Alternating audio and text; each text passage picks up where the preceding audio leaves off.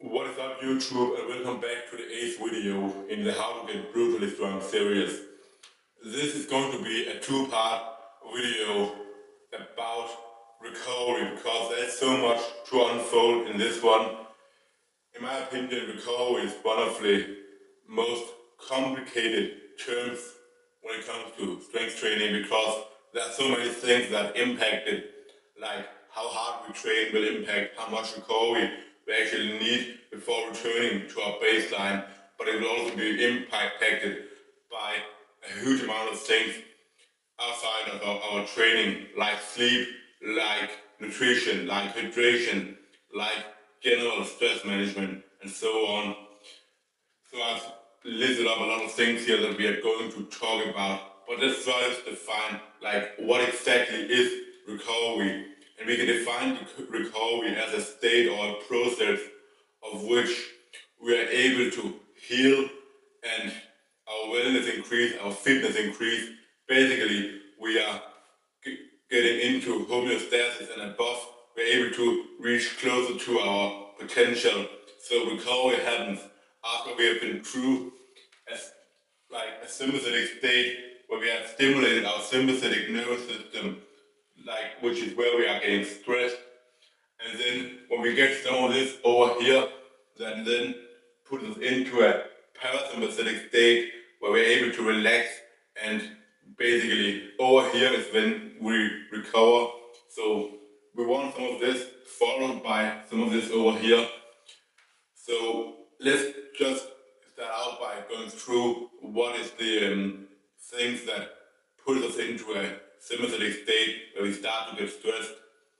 And after that, I'll go through what are the things that help us rest and digest.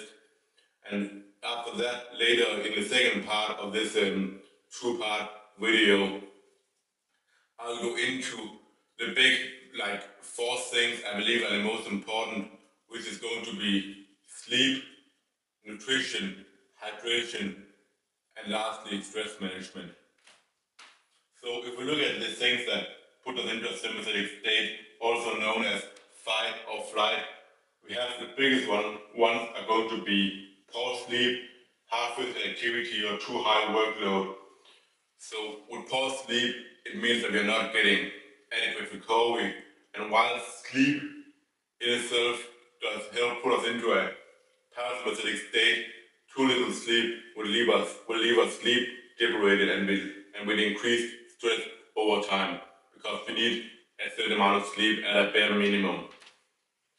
After that, we have hard physical activity, and this in the short term leaves more like acute stress with increased cortisol levels, where if you, for example, if you train really close to sleep, you'll find that it's harder to fall asleep, and that is because it takes some hours for the cortisol levels to drop back down and you being able to sleep properly.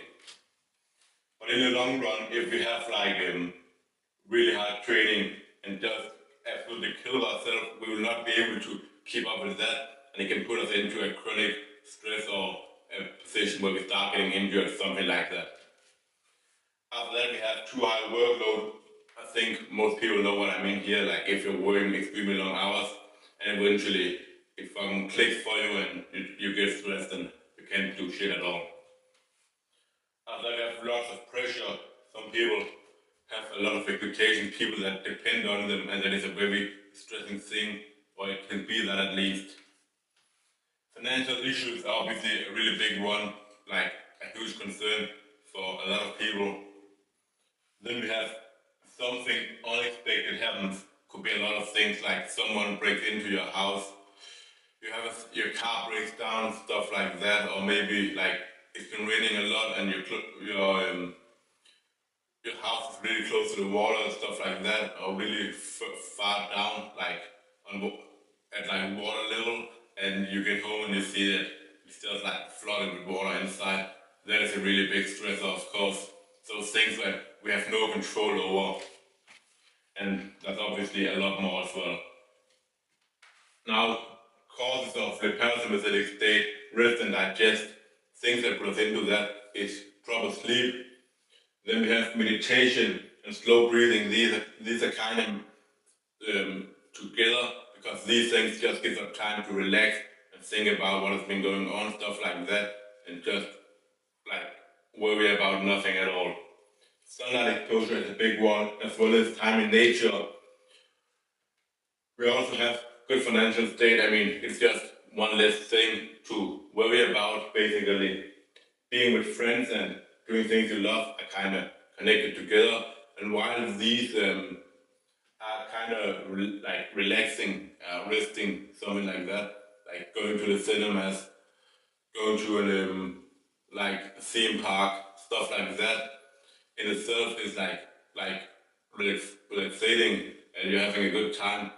It can also be stressful, because in the long run, like, it's not something that we are able to, you're recovering, right? So basically, like, it's still gonna be a little bit stressful, but it's not gonna be like so much stressful like Paul Steve or any of the ones I've listed over here. And that's why I still put it into a parasympathetic state. But we all know the feeling that when we have been at a birthday party or something, at an event, stuff like that, even though it was fun, we absolutely destroyed when we get home and extremely tired. And it's just because it's time being with a lot of people and talking a lot and being socially interactive. So we need proper sleep after that, but if you do get that, it's not something that is as stressful as the things over here. Like, it's hard to recover from a too high workload or hard physical activity. If every one of you watching could quickly do me a favor, that would mean the world to me. For me to be able to continue putting out videos like this and improve the quality and time put into future videos, that requires your help.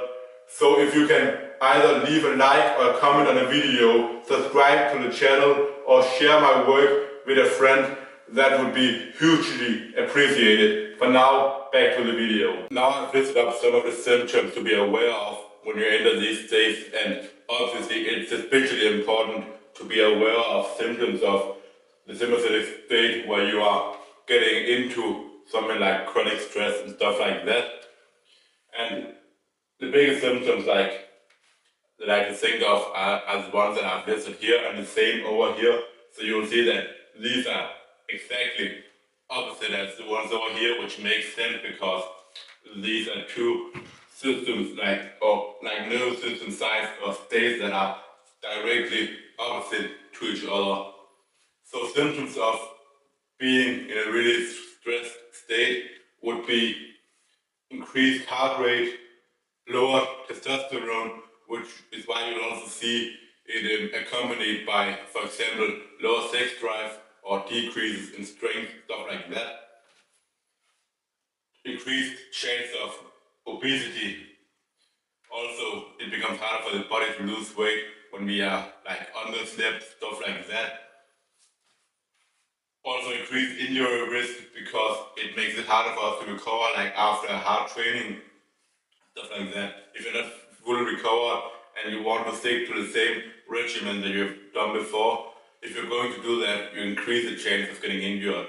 To get out of that, you need to either lower the baseline of what you're doing, so that because your level basically drops when you're not fully recovering in between your sessions, or you have to focus on getting into a parasympathetic state where you can catch up and recover so that you can continue performing on your current level.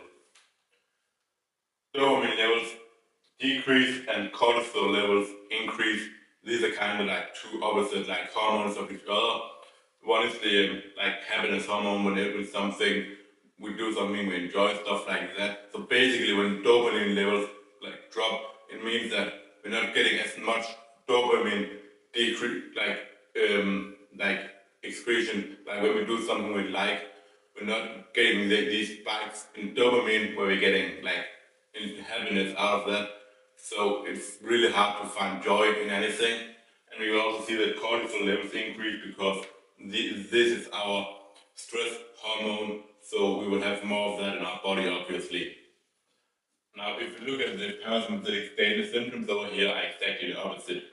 We will see a decrease in heart rate, we will see testosterone increase in our sex drive, stuff like that. Our strength will be rising.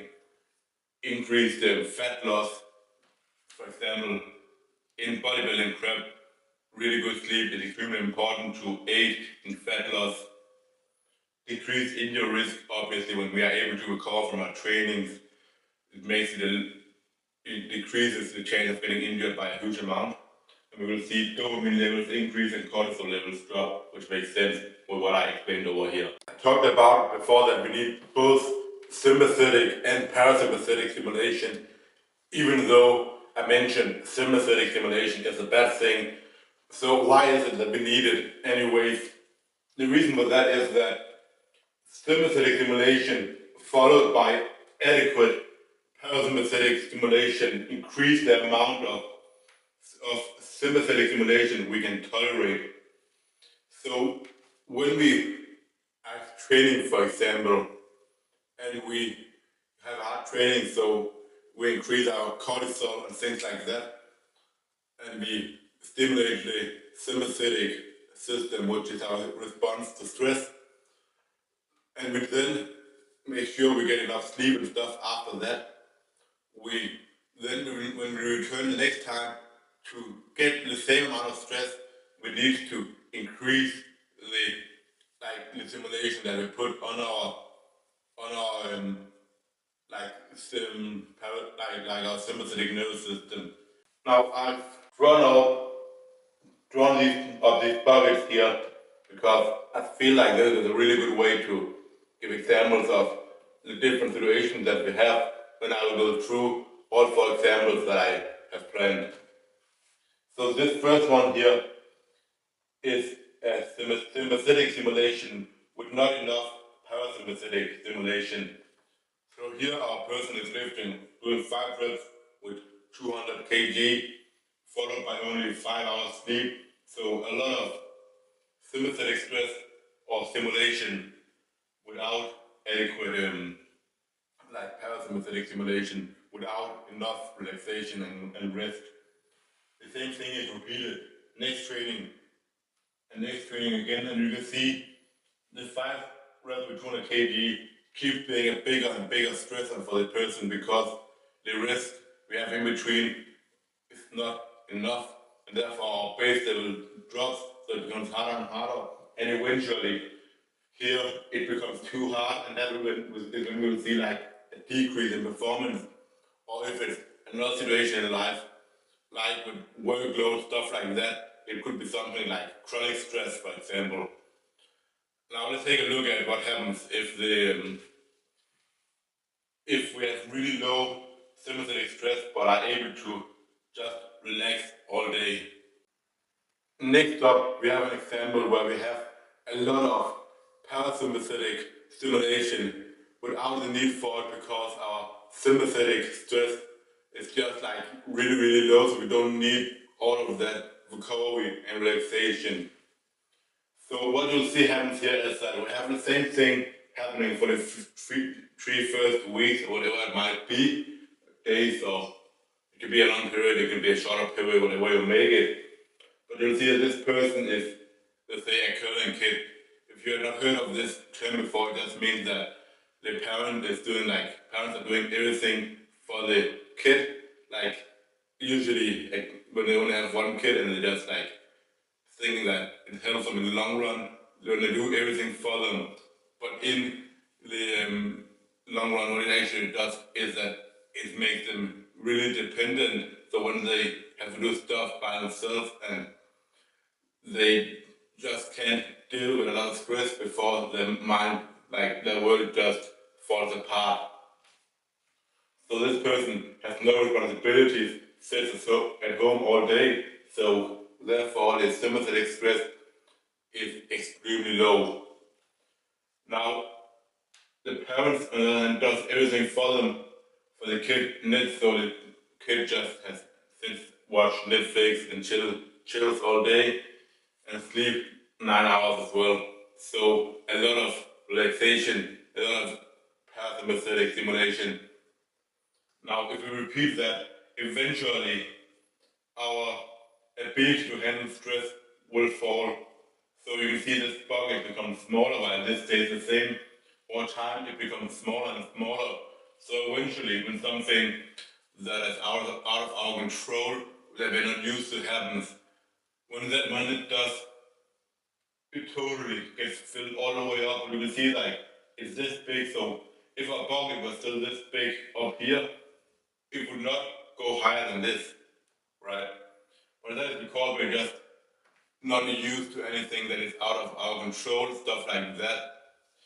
So when something happens that's out of our control, even though it's not that big of a deal, that like it's really easy to fix and we can find other ways to get around stuff like that, it's just enough to totally make our world fall apart because we're not used to that much stuff. Like you'll see people that are really like pissed off when their bike punctures and they can't fix it themselves. They go and get it done at the bike repair, even though it's one of the easy things in the world to do.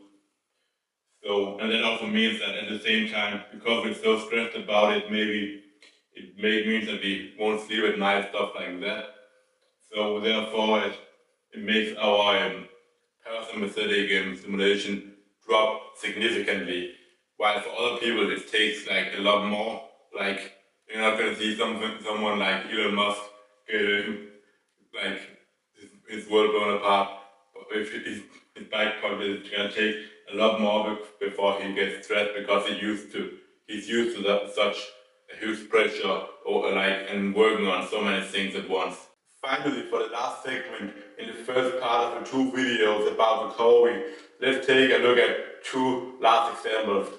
Where the first one is sympathetic stimulation followed by adequate parasympathetic stimulation, with that sympathetic stimulation repeated over time.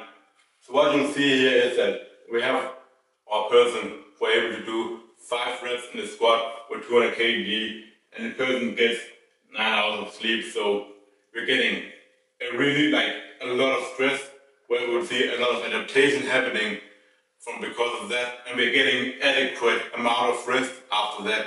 So for us to be able to get the same amount of stimulation again, or the same amount of stress applied to our body where it fills up as much, we would need to actually get even more now because we have had our rest in between. But again, we're just doing the exact same, and we're doing the exact same again and over again. So what we'll see happening over time is that the like stress we get from that same stimulation here, that drops over time because we have adapted to it. And to be able to have the same, like get the same response and stress from a stimulation, we would need more stimulation. We basically need to progressively overload to see the same response happening. Otherwise, we run into what is I've seen referred to as the overcompensation principle, where we'll see that in the beginning of doing something, we will see a big response in stress and quickly like big adaptation going on, but that adaptation will taper off over time and eventually it won't make us stronger. Like while we're up here, we will see a lot of adaptation going on. Over here, it's probably still enough to make a good amount of adaptations happen so that we get stronger from it. Down here, it might make us a little bit stronger if we're lucky, make something going on in our body. But over here, it will feel extremely easy. So easy that the amount of stress we get from that stimulation is not enough to make us stronger or make us grow. So we run into basically overcompensation principle, which is not to be confused with supercompensation, which basically states that when we are getting stressed and we're adapting and then recovering, we're able to do more than we have been able to before. We supercompensate by getting that drop in performance and then getting up above homeostasis so that we're able to do more than we have been able to do before. So to combat that, what we need to do is what we see down here. Now here we have sympathetic stimulation followed by adequate parasympathetic stimulation and sympathetic stimulation. increased over time, so not repeated, but increased instead. So here our person again starts out with 5 reps with 200 kg. Now because we're able to handle more stress, to get the same amount of stress, does 5 reps with 205, then 5 with 210, and 5 with 215. And what you'll see is that our bucket here, like how much stress we can fill up, increases over time, which is what we want when we're looking to improve. And it could be as well be like workload. If you're having long hours of work, you can't just go from working 3 hours a day to working 12 hours a day, or doing something really easy to doing something extremely hard. Like you're not going to set a kid at 3 years old to solve like really advanced like mathematic puzzles, stuff like that. You're gonna work your way up over time, and it's the same with training and stuff like that. And if you're able to do so like at a consistent rate that is not too fast over time, and also not too slow to the point where you're just repeating it the same thing over time, you'll see your ability to do more and more increase as you go on, because your body sees the stress and are like, all right, now like this was difficult, so for that to be easy next time, I need to improve and get smarter, get stronger, get bigger, whatever. So the next time I'm put in that situation, it will become easier. And for us to continue making progress, we have to keep on increasing the difficulty, to keep challenging ourselves. And if we follow that up with adequate rest, adequate parasympathetic stimulation repeatedly, you'll see that your baseline basically keep on increasing.